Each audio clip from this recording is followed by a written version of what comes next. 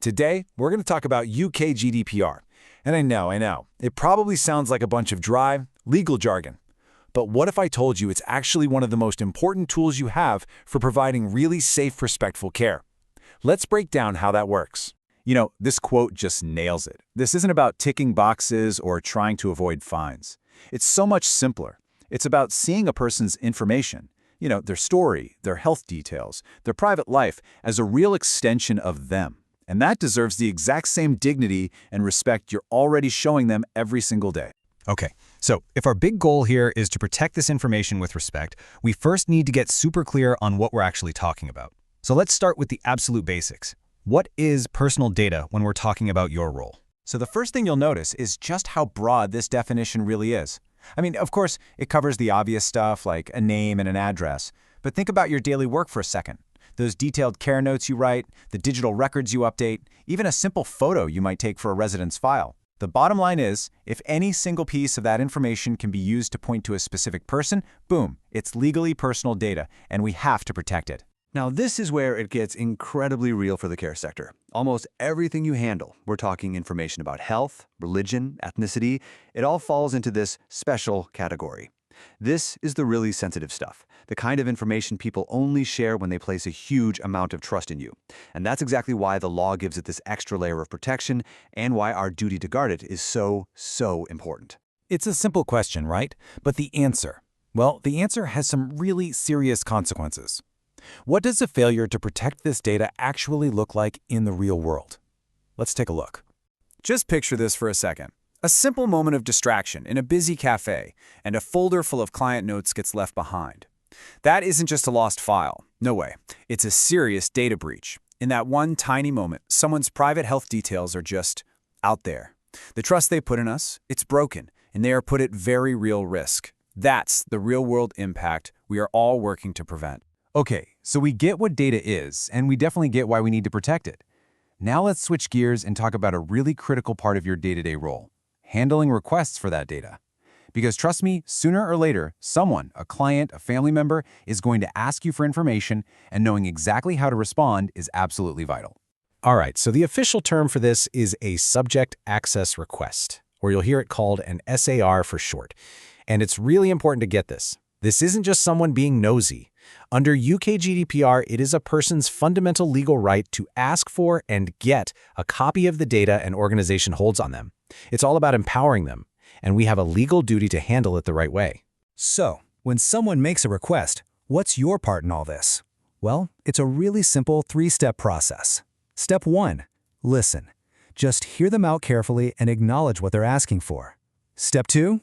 Do not share. This is the golden rule, you guys. You must not hand over any data yourself, no matter how reasonable the request seems. And step 3, refer.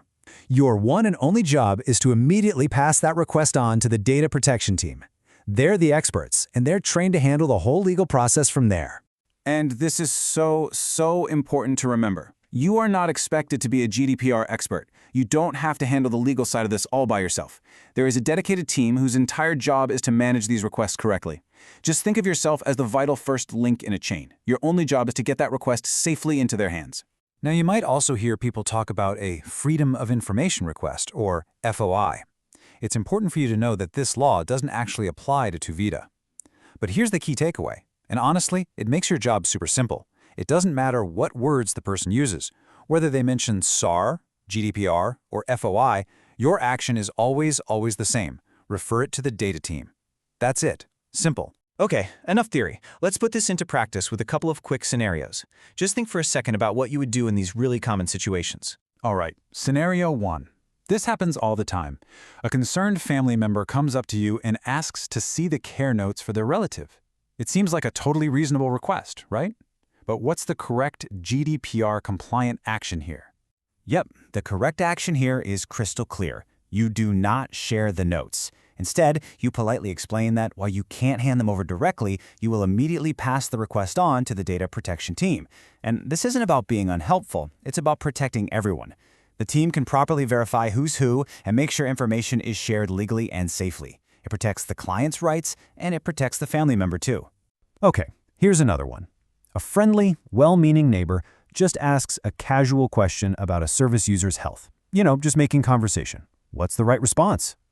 The answer here is absolute. You share nothing. Zero. Even a casual comment is a breach of confidentiality. You can be friendly, you can be polite, while simply stating that you cannot discuss anyone's personal information. This isn't about being difficult, it's about being a professional they can trust. So let's bring this all home and wrap things up by summarizing your key responsibilities. What does all of this actually mean for you every single day on the job?